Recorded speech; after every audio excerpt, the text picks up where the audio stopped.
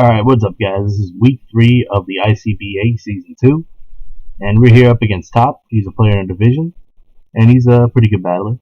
Alright, so what I got, I brought Crocodile, Manaphy, Zygarde, Ditto, Tabulele, and Scolipede. Crocodile is Choice Scarf, Manaphy is defensive for the Gyarados, Zygarde is a set will leave a surprise. Ditto is Ditto, Tabulele is a subset, and Scolipede is a Sword Dance set. As you see, like his team, Tapu Koko is probably the biggest threat. Nidoqueen's a big threat too. So I wanted to lead off with Crocodile. My Scarf Crocodile to set up rocks like early game, see if I get a good matchup. But he leads with the Gyarados, so which I thought was really weird because I would have assumed that this would be a Dragon Dance sweeper. So leading with it isn't the best. So I do get the Intimidate off, which is very good. So I'm gonna go into my check to this, which is going to be my Manaphy, as he just goes straight up to the turn 1 waterfall, which is a good play. So now I see he doesn't have any Life Orb or anything, so I'm thinking he's Supersonic Sky Strike because that's one of his Z captains. So I assume he's going to go into his Blissey because it's probably his check to my Manaphy. So I double into my Crocodile trying to get my Stealth Rocks up early. So I do get the prediction right, and now here I'm gonna go for the Stealth Rock as he goes into his Mega Scizor, so which is a threat. So I'm gonna then switch into the Mega Scizor, which is going to be my Zygarde. So I'm expecting a U-turn here or a defog. But mostly, I think I'm mostly picking U-turn because Stealth Rocks don't hurt him that much, except for like Gyarados. But so he might go for the early game defog, trying to get his rocks on the field. So he does go for defog as I go into Mega Scizor. So right here, I'm gonna click a very hidden power Fire because this is a fully specially offensive Zygarde. And now him switching into the Nidoqueen screams to me that this is a Shukaberry Nidoqueen.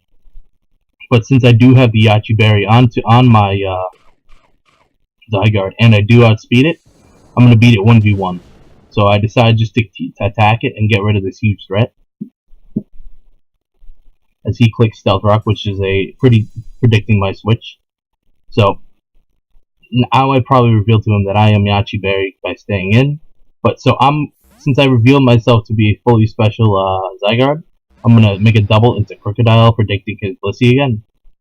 Whereas he actually stays in, and clicks Ice Beam, which is really scary.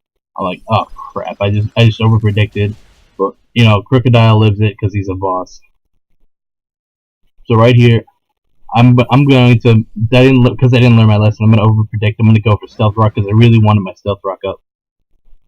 So I click Stealth Rock here, and now I'm scarfed into Stealth Rock, which is okay because I do have my check to at very high health, which is my Manaphy. So I'm going to switch into Manaphy here, as he's going to go for the Earthquake. So I'm like, I notice he's not setting up, this is really, strange the way he's playing the Gyarados, like it's not a setup sweeper. So maybe, I'm thinking it might be Choice Scarf at this point, because he's being aggressive with it, and as a setup sweeper, you want to leave it till, late game. So right here, I'm thinking he's going to switch out, so I'm going to try and recover health on my Manaphy, so I go for the Rain Dance, as he goes into Blissey. So I get the rain up, which does hurt my team a little bit because of the hidden power fire on the Zygarde does not do as much. But it's not. I'd really need Manaphy to stay healthy for the Gyarados, so I don't lose to it.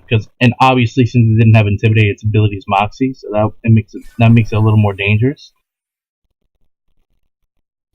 So here the Blissey reveals Thunderbolt. I'm like, really? You brought Thunderbolt? Okay. That burns my Wackenberry, which is not good. The Wackenberry was more for Nidoqueen than anything. It wasn't really for Tapu Koko. But it could have been used for Tapu Koko because I could have taken a hit from Tapu Koko. That's all I'm saying. But it's not the worst. But I just smell blood in the water. I'm going right into my Tapu Lele. This is a subset, and it's not going to be. And this Blissey's not going to be able to break my subs. And something's going to die here. There's going to be the first kill of the game right here. Tapu Lele going in. So he clicks right here, Ice Beam, and as you're going to see, this is a huge freeze right here, because this would have completely decimated his team. Every time Blissey came in, I would go into Tapu Lele, and then I would just completely get a free kill, or he would have to sack his Blissey. So this Tapu Lele being frozen just really, like, I click substitute on this turn, so he tries to take advantage and immediately goes into his Tapu Koko. And yeah, he gets his terrain up. So I click if I get substitute up, I can kill this Tapu Koko with nope, I don't get it.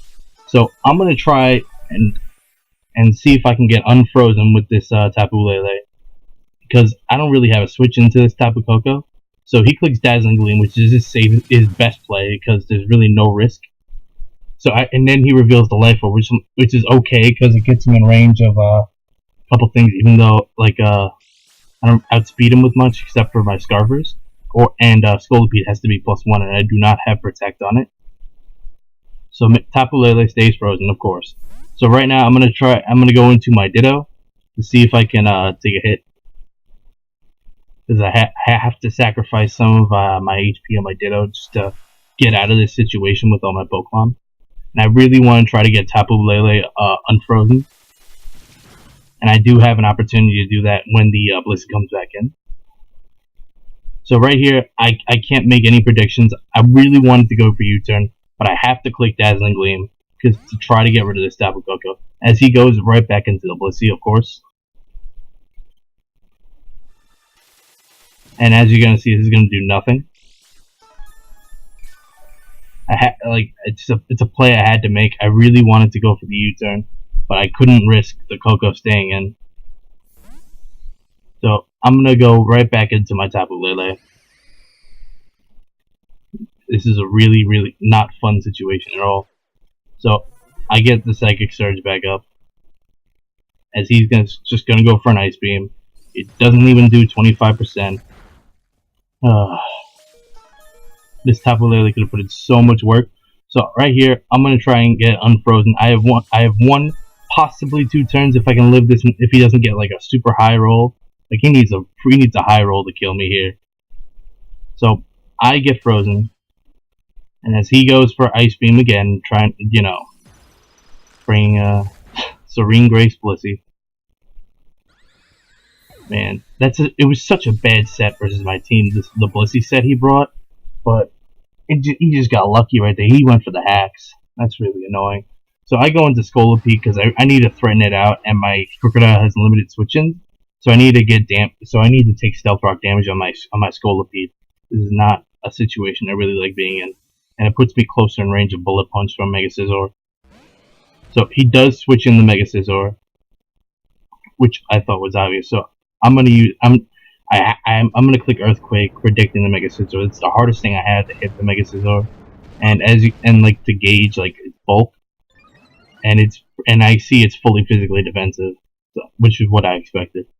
So I'm gonna have to go out on my Scolipede and go back into my Zygarde, which is like one of the 2 Pokemon on my roster that could take out this Mega Scizor right now. And you're gonna see he's gonna click Area. So I'm like, okay, that's a good tech for my Scolipede. So he probably has Defog, Roost, and Aerial Ace and Bullet Punch. It's probably his last move, I'm assuming. So I make a double into my Crocodile, thinking he's going into the Blissey, because I have to make some plays. I have to try to get back into the game.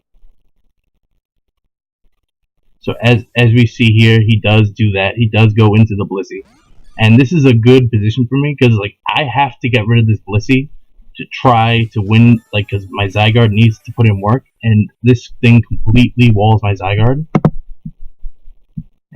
And I'm really regretting not having it being a mixed Zygarde, thinking Tapu Lele, Crocodile, and Scolipede would be enough. So I do click Earthquake here, and surprisingly enough, he's a specially defensive Blissey, or probably max special attack or something like that. He didn't have any defense investment, which really which allowed me to kill the Blissey. And 2 Earthquakes would have killed the Mega Scissors. That's why he couldn't switch it in. So I go out of my Crocodile because I know he's gonna roost here, and I go right back into my Zygarde. Now Zygarde is much more of a threat with the Blissey gone, as he does click Roost here. So right here, I have to get rid of this Mega Scizor. If I get rid of this Mega Scizor, I can win this game too. So right now, Blissey's gone, which is huge. And now he's going to go into his Nidoqueen to sack it off. I assume, so I click Sludge Wave, predicting him to switch. And I didn't want him to go into Tapu Koko, getting a free switch in, taking a Hidden Power Fire. So that's why I did that play. So right here, I'm going to click Earth Power because I don't want to play any more games with this Nidoqueen. And he makes a really good double into his Gyarados. As I click Earth Power, trying to take out the Nidoqueen. So right here, I'm gonna switch out and go into my check, which is Manaphy, which is bulky this week. It's actually mixed bulk to deal with the Nidoqueen and the Gyarados. So as he does click the Ice Fang, so right, that's really more confirming that he is not Z-move. He's more of like a Scarf set because he revealed 3 moves, and he might like be Dragon Dance, but like I don't think he would be, like the way he's playing it. And then so he decides to sack off his Nidoqueen to my Manaphy. And the crit didn't matter at all, so I kill it with Scald. Now, he goes into Tapu Koko here. I have no switch-ins into Tapu Koko. Because I'm thinking, but here's what I'm thinking. I'm thinking I don't really need this for Gyarados because Scarf Crocodile outspeeds it. Scarf Ditto obviously outspeeds it. And my Scolipede will outspeed it at +1 if it's not Scarf. So I decided to not really sack off my Manaphy, but I didn't want to risk my ground types, which are much more important. And I was for sure thinking he was going for Dazzling Gleam or U-turn because I had 2 ground types in the back, and I wouldn't think he would feel comfortable to click Thunderbolt. But he made a good play and clicked Thunderbolt, made the safe play. So I go here into Crocodile, and because I was Intimidate, probably, he might have not thought I was Scarf. Maybe I was bluffing the Scarf, and I revealed Stealth Rock too, so maybe he thought I wasn't Scarf. So right there, I click Earthquake, and I get the big kill on Tapu Koko, which is another big threat that's gone. So I'm going to switch out into my Zygarde, because it's the only thing that can take this on reliably. As he does click Stone Edge, which is a good play because he probably predicted Ditto to come in. So I go, and then he goes right into his Mega Scizor. I click Earthquake, knowing he's going to switch out, knowing for sure now he's Choice Scarf, revealing 4 moves. I go for Earth Power, being yep, and right here. So, and I really want this Mega Scizor gone. I have to click HP Fire. He takes advantage of it, goes right back into the Gyarados, which is a very good play by him.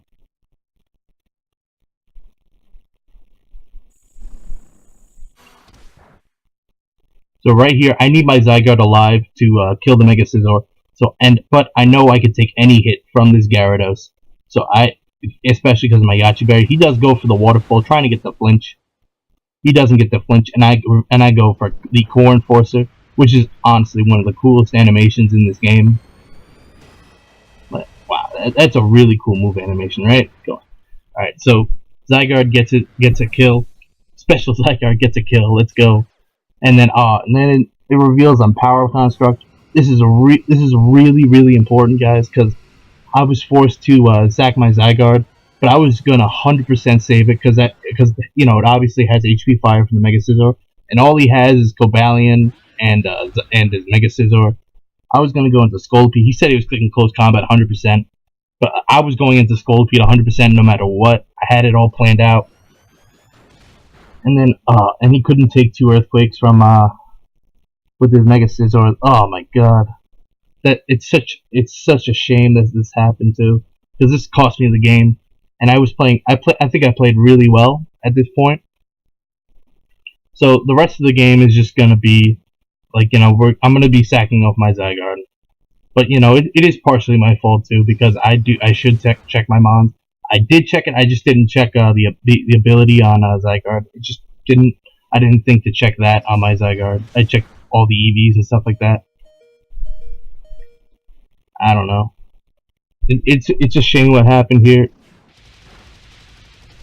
So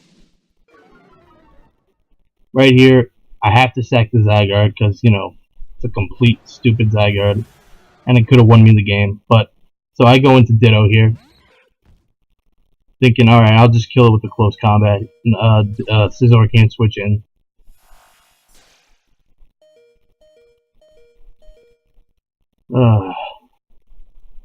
So and he does reveal the Chopper Berry, which is very good prep because he was probably planning to sweep with this Cobalion.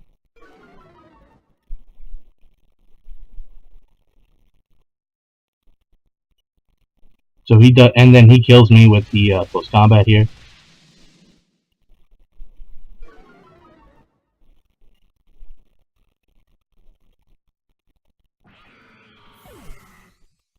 Alright, so here I go into my Scarf Crocodile. Crocodile's gonna get its one kill of the game, then probably die to Bullet Punch. So the game's gonna be over here. So I'm gonna die to Bullet Punch, and then Scolipede can't win. And it's gonna be GG right there. So I click Earthquake. Crocodile gets its third kill. Crocodile had a great game today. Getting that big kill on Blissey and the really big kill, those two really big kills on top of Coco on Blissey. Those really changed the game right there. Him sacking those off. So he goes into his Mega Scizor. It's below half. He doesn't click Bullet Punch. It's weird. All right. So I'm thinking I have a chance to win here, but Scizor is really bulky, and he's just gonna roost stall me, and that's gonna be the game. I don't know why he didn't have Bullet Punch. That doesn't make sense to me. So he's just gonna roost stall. Like it's gonna take a long time. And I'm gonna go into Scolipede. I'm gonna see. I'm gonna try to go +2 and then click Z move, but it's not really gonna work because I'm gonna die to an Aerial Ace anyway. But that's the only chance I have. Hopefully I have to hope he screws up and clicks Roost or something like that. Even though I can't even kill it and get like a crit Z move. I don't know. I don't know even if I can kill with a crit Z move at +2 up fully physically defensive Mega Scizor. I do get the crit there, but that doesn't matter because he clicked Roost. If he didn't click Roost, then I could have still potentially won with a Z move. But he wanted to go to full health, which was, I guess, a good play, but like it really wasn't necessary at that point. It just wasted time. I didn't think to timer stall, but I don't even know the time. I should have at least tried to timer stall in this game to go for the win.